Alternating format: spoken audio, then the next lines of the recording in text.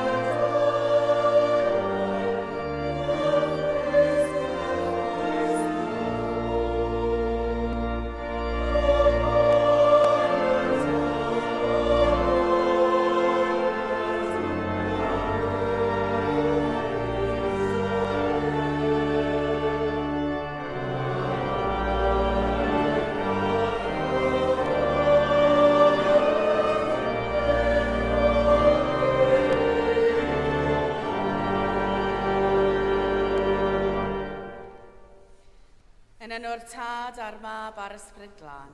Amen. Alleluia at gyfododd Crist. At gyfododd yn wir. Alleluia. Yr wyt ti, arglwydd, yn oruchaf dros yr holl ddaear. Yr wyt wedi dyddechafin uwch o lawer na'r holl diwiau. Gan gynnull i ddallu'r Cymun Bendigaid gogoniant i ddiw yn baratawn gan gyffesu ein pechodau. Ni sydd angen gras dolurus, iachus diw i'n gwneud yn gyfyn. Ni sydd angen cariad adlennol, darbwyllol diw i biro ein hangyfiawnder. Ni sydd angen presenoldeb bywiol, gwaredol diw i drigo anom a'n rhyddhau. Dad Nefol, yr ydym wedi pechu ar feddwl gair a gweithwyr, a heb wneud yn un oddol. Mae'n wir rhwg gennym, ac yr ydym o ddifrif yn edrych ar hoi, mwyn dy fag Iesu Grist o fi farw droso. Mae ddeia unig gwbl a'i heibio, ac arwain ni yn ei ffordd i gerdded fel plant goleuni. Amen. Yr holl alluog Dduw sy'n maddau i bawb sy'n wir edifeiriol, a drigarhaw wrthych, a chryddhau o bechod, eich cadarnhau mewn daioni a'ch cadw yn y bywyd tragwyddol, trwy Iesu Grist, ein harglwydd. Amen.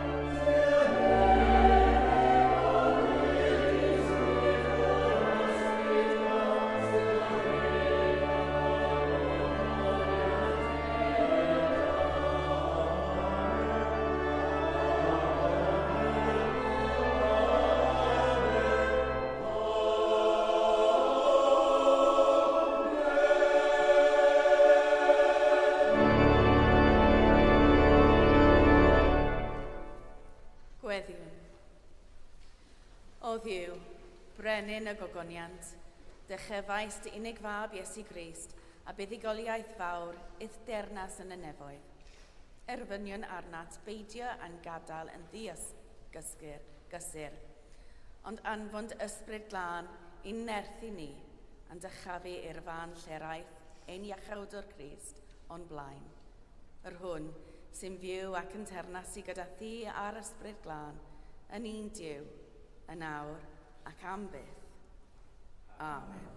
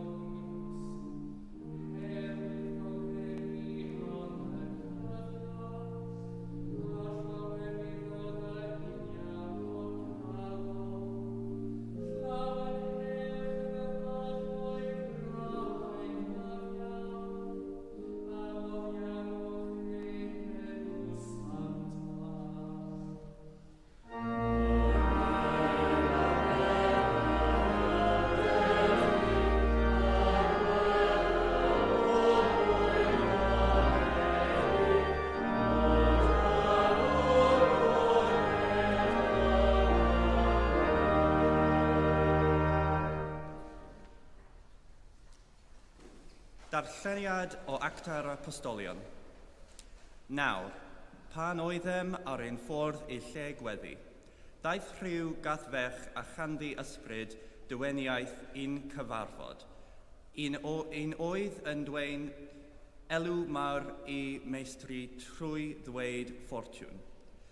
Dilynodd hon Paul a ninnau a gweddi, gweision ydyw goruchaf i'r dynion hyn, ac y maint yn cyhoeddi I chwi ffwrdd iachydwriaeth. Gwnaeth hyn am ddyddiau lawer. Blinodd Paul arni a throes ar yr ysbryd a dweud, rwy'n gorchamen I ti yn enw Iesu Grist ddod allan ohoni, ac allan y daeth y munud hwnnw, pan welod ei meistri hi fod ei gobaith am elw wedi diflannu. Daliasant Paul a Silas an llusgo i'r farchnadfa o flaen yr awdurdodau, ac wedi dod a hwy gerbron yn unadon, meddent, yma'r dynion yma'n cythryblu ein dinas ni, iddewon ydynt, ac y maint yn cyhoeddi defodau nad yw gyfreithlon I ni, sy'n rhifenniwr.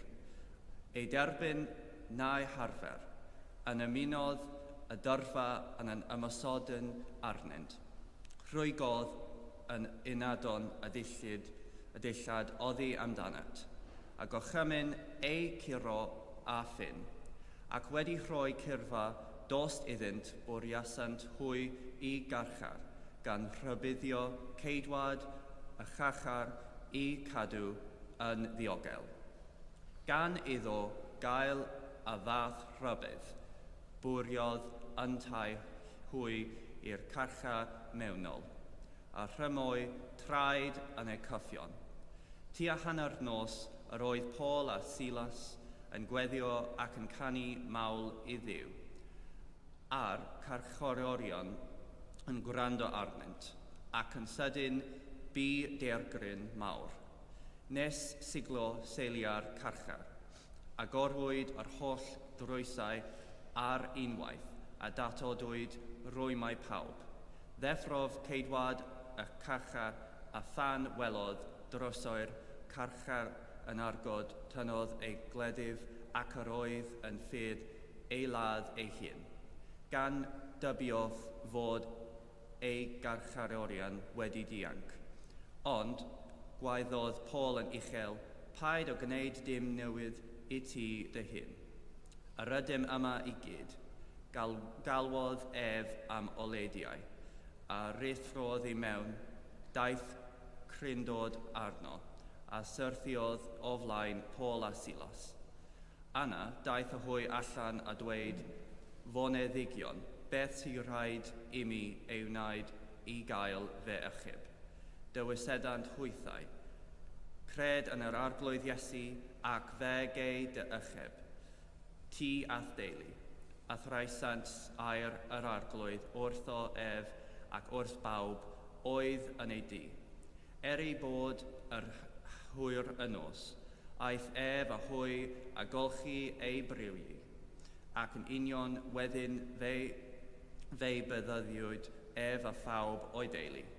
Yna wedi dod a hwy i'w di, gosododd bryd a fywyd o'i blaen, a'r gofoleddodd gyda'i holl deulu am ei fod wedi credu yn niw.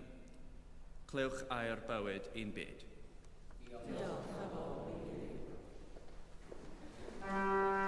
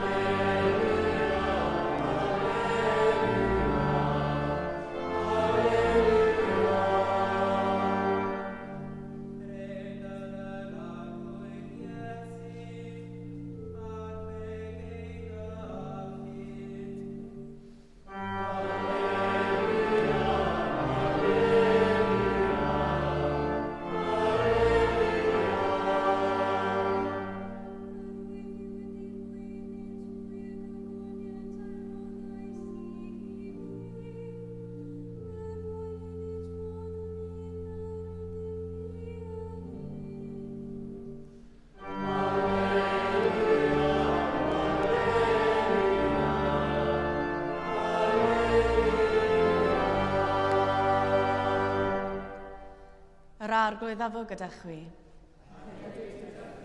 Grandewch Efengil Crist yn ôl Sant Ioan. Bryd hynny, medda Iesu, nid dros y rhain yn unig yr wyf gweddio, ond hefyd dros y rhai fydd yn credu yno fi trwy ei gair hwy. Rwy'n gweddio ar iddynt oll fod yn un, ie, fel yr wyt ti o dad yno fi a minna yno ti, iddynt hwy hefyd fod yno ni, mwyn i'r byd gredu mae tydi am hanfonodd i. Yr wyf fi wedi rhoi iddynt hwy y gogoniant a roddais ti i mi, mwyn iddynt fod yn un, fel yr ydym ni yn un. Mae fi ynddynt hwy, a thydi yno fi, a hwythau felly wedi ei dwyn i undod perffaith, mwyn i'r byd wybod mae tydi am hanfonodd i, ac i ti ei caru hwy fel y ceraist fi. O dad, am y rhai yr wyt ti wedi ei rhoi i mi, fy nymuniad yw iddynt hwy fod gyda mi, lle rwy fi, mwyn iddynt weld fy y gogoniant a roddais i mi, oherwydd i ti fy ngharu cyn seilio'r byd. O dad cyfiawn, nid yw'r byd yn dy adnabod, yn drwy fi'n dy adnabod, ac y mae'r rhain yn gwybod mae tydi am hanfonodd i. Yr wyf wedi gwneud dy enw di yn hysbys iddynt, ac fe nadd hynny eto, mwyn i'r cariad ar hwn yr wyt wedi fy ngharu i fod yn ddynt hwy, a minna fod yn ddynt hwy. Dyma Efengil yr arglwydd.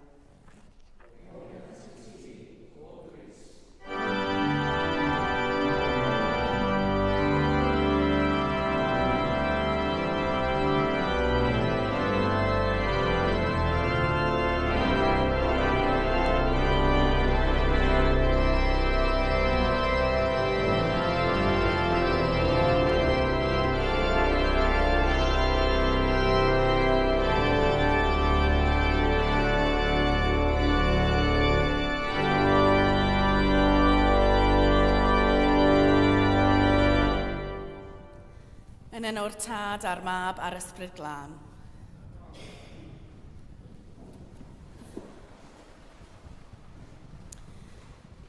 Mae ymadael yn anodd, a phob math o ymadael yn dod â emosiynau gwahanol.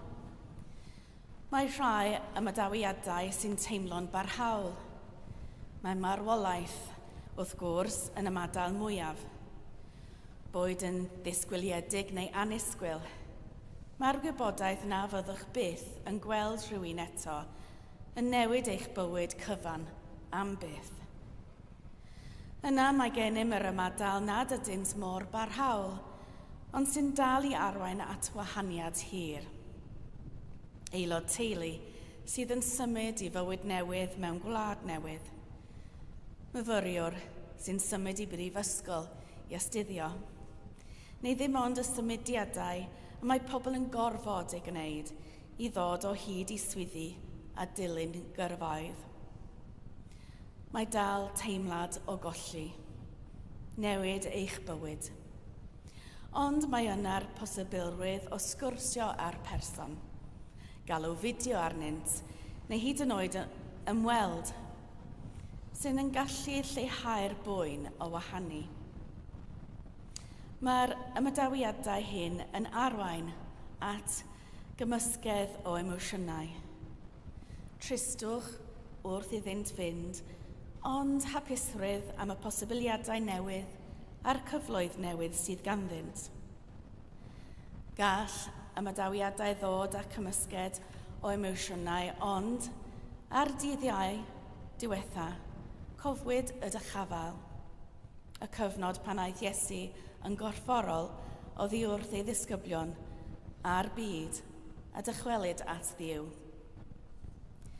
Dwi'n caru rhai o'r darluniau mwy ddoniol o'r ysgyniad o'r dychafel, lle'r cyfan a welwch yw traed Iesu yn diflannu i mewn i gwmwl, fel rhyw astronaut nefol yn esgyn uwchben y byd, tan iddo eistedd yn y nefoedd yn edrych i lawr, nid yn unig ar Jerusalem, ond ar y byd i gyd. Mae'r dychafal yn ormod o ddirgelwch i'w bortreadu mewn termau dynol, dwi'n meddwl. Ond mae'n rhaid fod yr emosiynau a deimlodd y ddisgyblion wrth iddynt wylio Iesu ddiflannu i'r nefoedd wedi bod yn ormodol. Roedden nhw eisoes wedi profi'r ymadawiad gweitha, marwolaeth greulon Iesu. Roedden nhw wedi galaru am hynny am chydig, wedi eistedd gyda'r meddwl na fyddwn nhw byth yn ei weld eto. Ond, yna, daeth dryswch yr atgyfodiad. Yr ymddangosiadau a'r sgwrsiau lluosog wrth iddo ei paratoi ar gyfer ffarwel arall. Ond un na allent ei ddeall na'i chroesawu. Yna, yn unig fel yr oeddent yn dechrau deall dirgelwch yr atgyfodiad, mae Iesu yn ymadal eto. Ond y tro hwn, mae'r ymadawiad yn wahanol. Bydd yn dal i fod yn bresennol, ond mewn ffordd hollol wahanol, hollol newydd.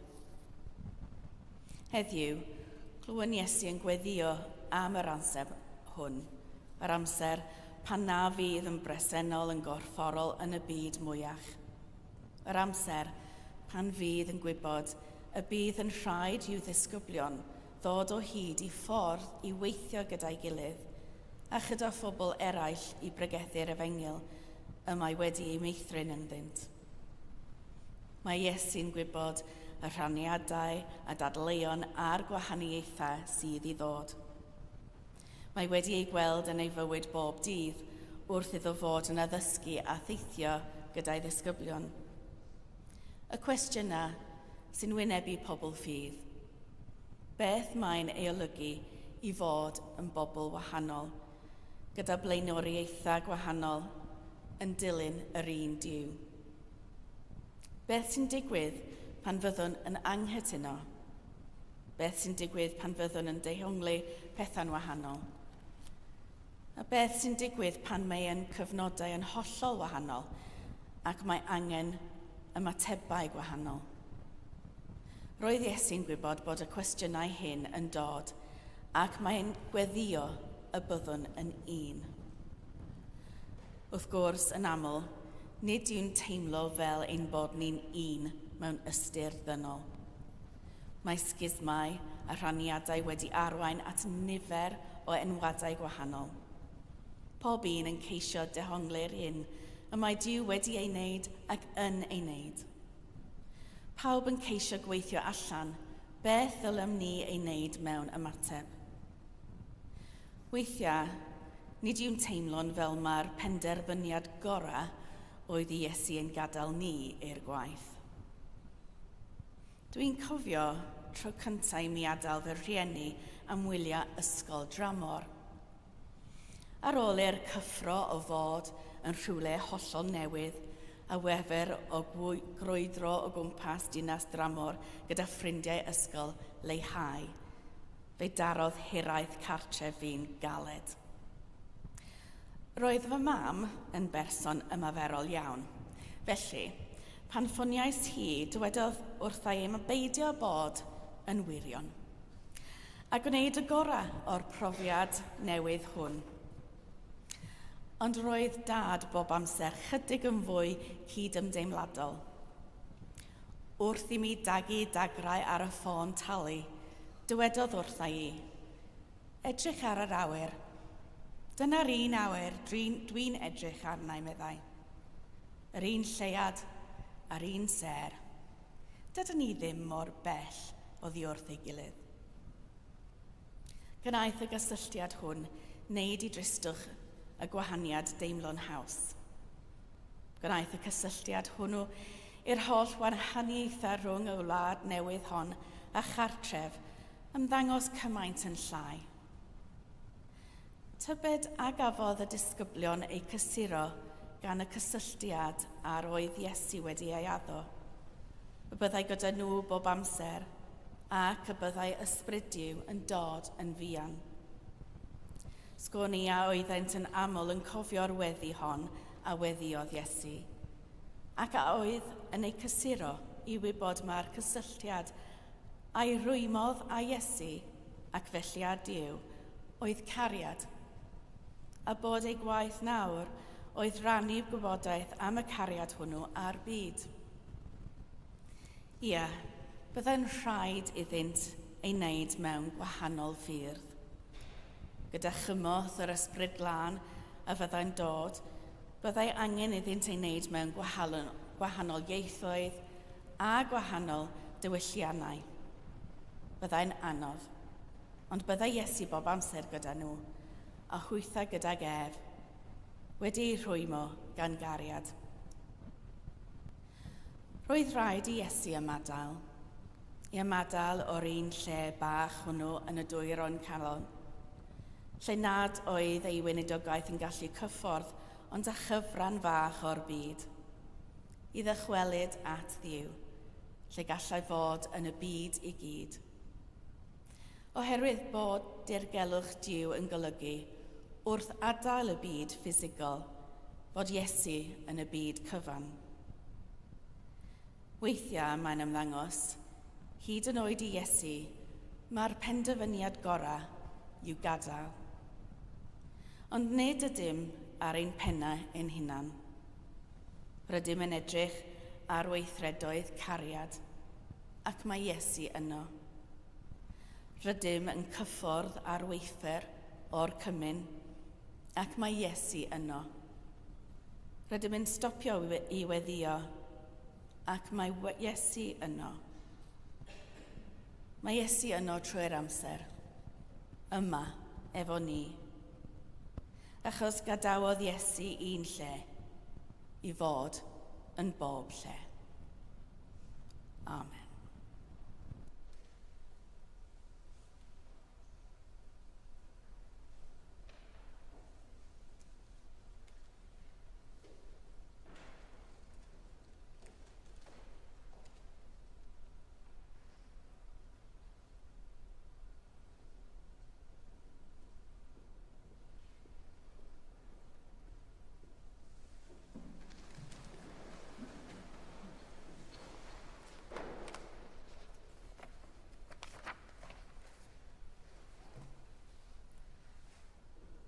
Ar y cyd, gadewch I ni gadarnhau ein ffydd. Credwn yn un Duw, y Tad yr holl alluog, gyneithir o nef a daear, a phob peth gwledig ac anweledig. Credwn yn un arglwydd Iesu Grist, unig fab Duw, a gynhedlwyd gan y Tad cyn y holl oesoedd.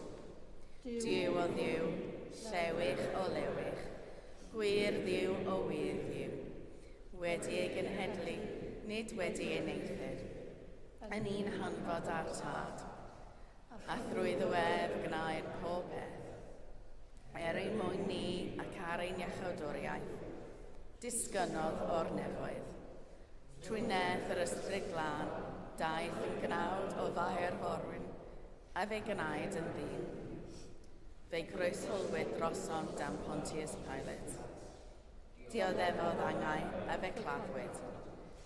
Atgyfododd y trydydd dydd yn ôl ysgythurau, ac ysgynodd i'r nef, ac yn mynd eistedd ei lawr tad, a dawd a chefn mewn gogoniant I fannu'r byw a'r meirw, ac ar ei deyrnas ni bydd diwedd. Credan yn yr ysbryd glân, yr arglwydd roddwr bywyd, sy'n deillio o'r tad a'r mab, ac ynghyd â'r tad a'r mab, a gyd addolir ac y gyd ogoneddir, ac y lefarodd trwy'r proffwydi. Credwn yn un eglwys lan gatholig ac apostolig, hyd na byddwn ni'n beddyd maddeuant pechodau, a disgwylion am atgyfodiad y meirw, a bywyd y bydd sydd I ddyfod. Amen. Gyda'n holl galon a'n holl feddwl, gweddiwn a Dduw.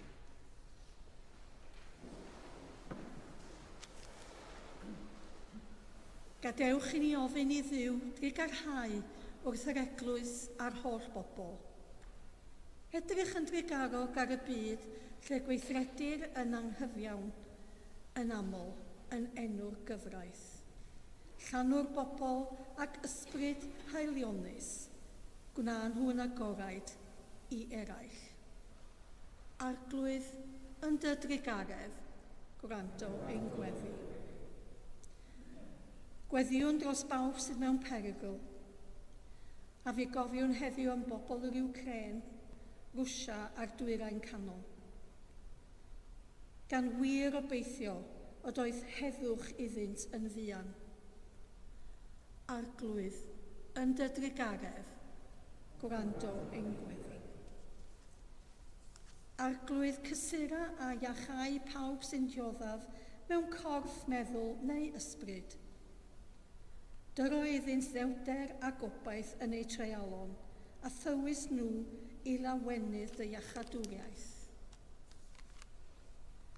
Gwrando arnom wrth i ni gofio y rai sydd wedi ei enwi ar yr rhestr gweddiau. Julian Ryder, Les Seraphim, Daniel Blythe Selwood, Joan Jones, John Watkin Jones, Nick Thomas, Jill Jones, Roy Jones, Rosina May Jones, Marian Owen a James Guy. Arglwydd yn dy drigaredd, gwrando ein gweddi.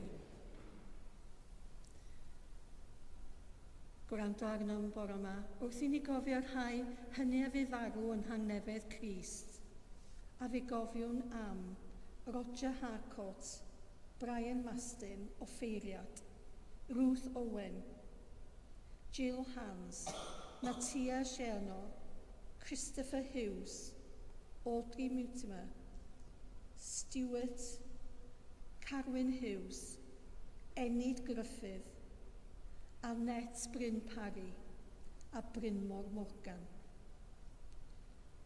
A rhai fe gwylgoffa heddiw, Thomas Paul Ward, Martin Lewis o Ffeiriad, Jonathan Secker John Jeffries. Rhodded y gwaredwr atgyfedig iddynt ran yn ei lawenydd. Gorffwys tragwyddol dyro iddynt o arglwydd a llywerched goleuni gwastadol arnynt. Gorffwysed hwy mewn tangnefedd a chyfodi mewn gogoniant. Arglwydd, gwrando ar weddiau dy bobl, a nertha ni i wneud dy wyllus trwy Iesu Grist ein harglwydd. Amen. Dad trigarog, derbyn y gweddiau hyn mwyn dy fab ein gwaredwr Iesu Grist. Amen.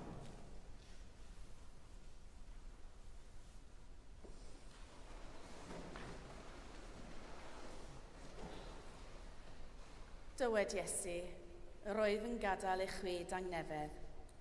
Yng nghangnefedd yr oedd yn ei roi i chwi.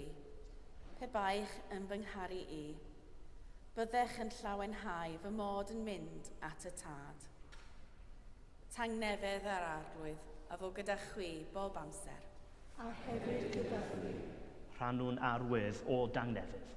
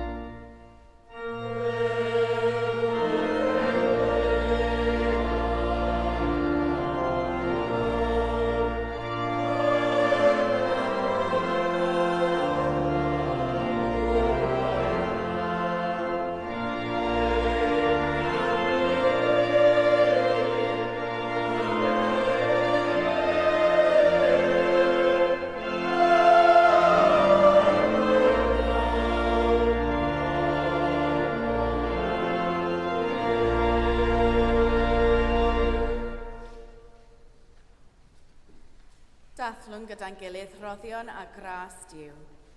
Cymerwn y bara hwn, cymerwn y gwyn hwn, i ddilyn i siampl Crist, ac i efyddhau i'w orchymyn. Yr arglwydd afol gyda chwi. A hefyd gyda chi. Dychefwch eich calonnau. Ac adwys yn eich ffafrau at sygarad. Diolchyn i'r arglwydd ein diw. Iawn yw rhoi ein diolch am ddod. Iawn yn wir, ein dyletswydd a'n llawenydd bob amser ac ym mhob lle yw diolch i ti, Dad Sanctaidd, holl alluog a buddiwiol ddiw, trwy Iesu Grist, ein harglwydd.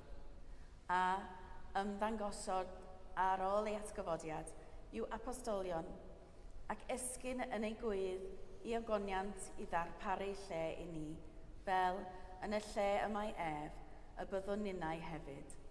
Felly gyda llir angynion, a holl gwmpeinir nef, cyhoedd yn ogoniant dy enw, ac ymuno â hwy yn ei hemyn di-derfyn o fawl.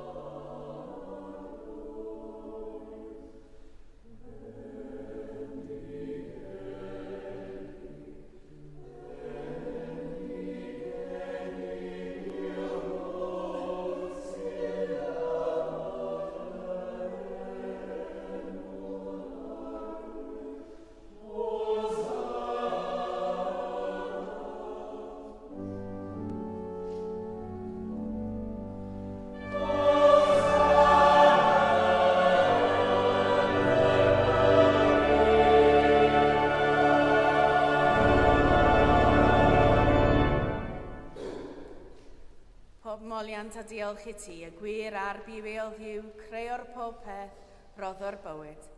Lluniais ni a dy ddelo dy hun, ond yr ydym ni wedi difwyno ddelo honno a syrthio'n bryn o ddogoniant. Rhoddwn diolch i ti am anfon dy fab i rannu ein bywyd ni. Fe'i hildiais i farwolaeth fel y cae'r byd ei achub, a'i atgyfodiodd i wrth y meirw, fel y bywyd ni fyw yn ddywedd ac yn teion o'n ninnau. Sancteiddia at ysbryd y bara hwn a'r gwyn hwn, dy roddion i ni, fel y bont i ni, yn gorff a gwaed ein iachawdwr Iesu Grist. Yn os o brydychwyd ef, cymerodd fara, ac wedi rhoi diolch, fe'i torodd a'i roi i'w ddisgyblion gan ddweud, cymerwch, biwtewch, hwn yw fy nghorff a roddau drosoch, gwnewch hyn, cof amdana.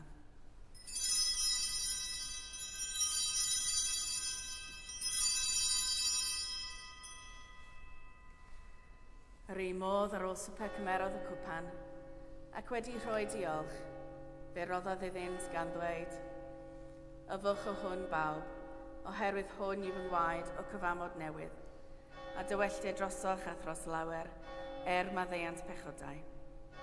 Gnewch hyn bob tro yr yfwch ef, cof amdana.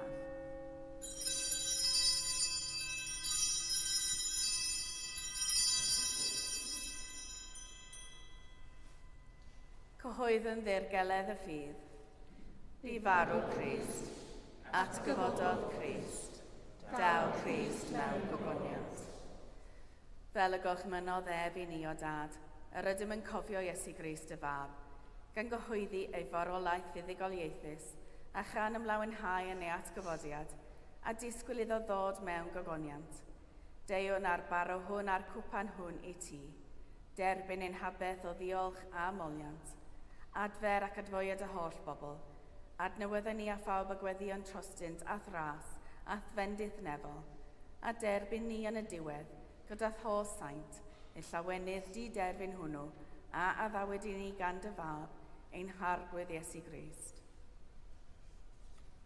Trwy ddiwedd, gydag ef yn ddiwedd, yn un dod yr ysbryd glân, iddo ti, dad holl alluog, yw pob anrhydedd a gogoniant. Yn oes oesoedd. Amen.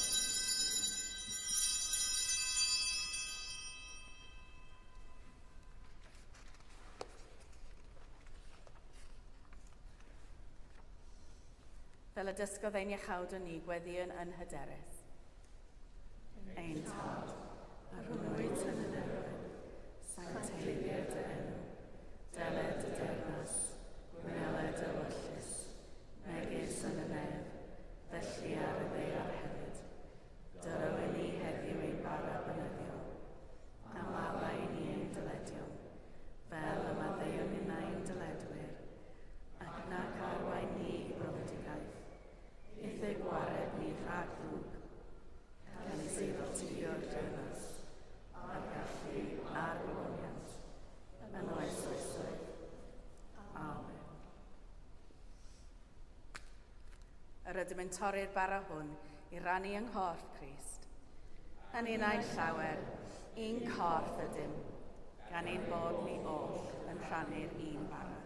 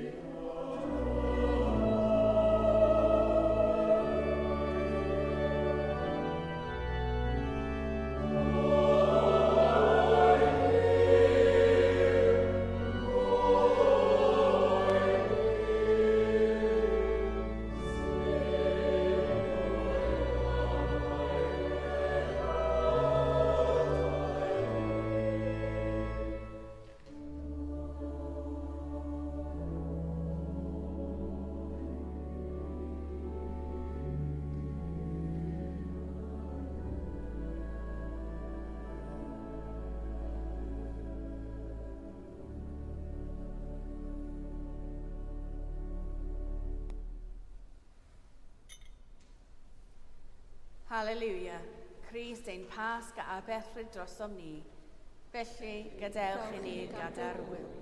Halleluia.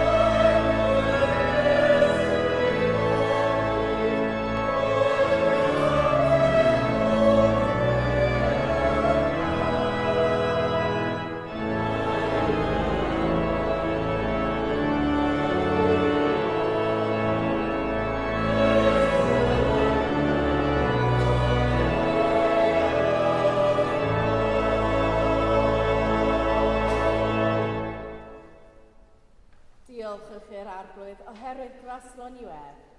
Ei gariad sy'n gragwyd. Roddod rhagwyddol cariad aner, anfonol dy fab Iesu Grist ni, i'r holl byd, i bregethu efengil ei dernas. Cadarnhau ni yn y gynhadaeth hon, ac yn offwya ni i fyw y newyddion da a gyhoeddwn, trwy Iesu Grist ein harglwydd. Amen. Cyn i ni gario ymlaen, Gronwy, ni wedi dod i'r ffrynt, please.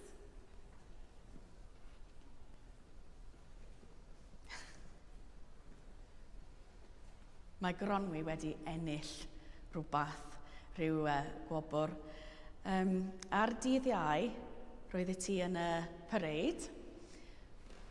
Dwi eisiau chi gwybod be nes di. Fi'n marcio gyda'r cadets.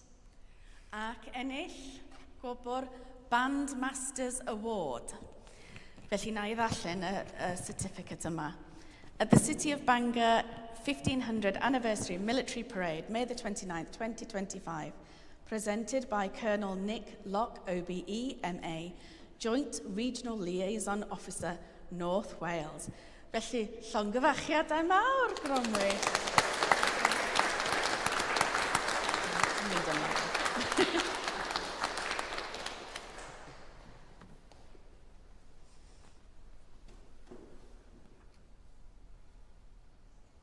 Yr arglwydd afo gyda chwi. A hefyd gyda chi. Bydde di Grist ein brenin dychafedig dywallt arnoch, ei roddion helaeth fel y gallwch ei wasanaethu a thernasu gydag yn ei agoniant, a bendith diw holl alluog. Y tad, y mab a'r ysbrydlan, y fo eich blith, ac adrigo gyda chwi yn wastad. Amen. Ewch mewn tangnefydd I garu a gwasanaethu'r arglwydd. Halleluia, halleluia. Yn enw Crist. Halleluia.